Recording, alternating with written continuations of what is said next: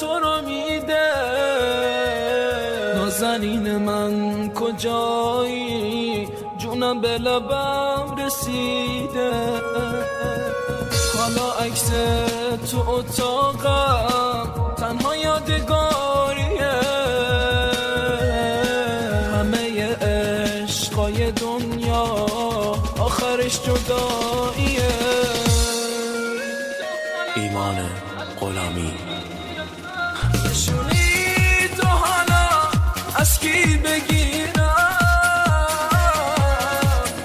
یکی بهش بگه دارم میمیرم.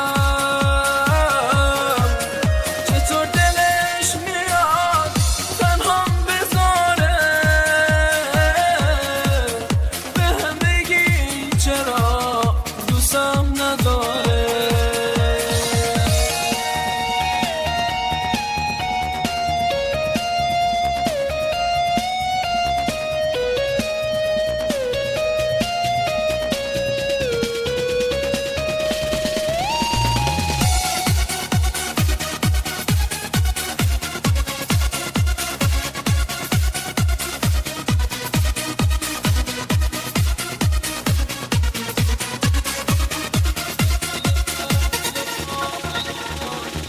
دلیل قهر و آشتیاش چی بوده؟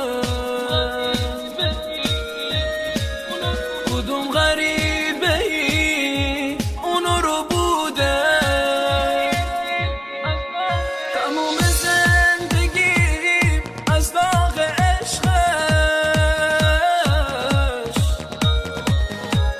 سراسر جز غم و غصه نبوده.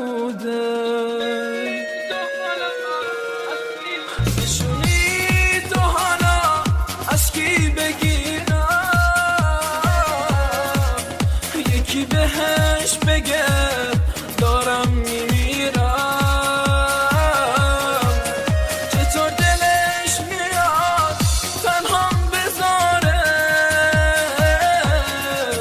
به هم بگی چرا دوستم نداره.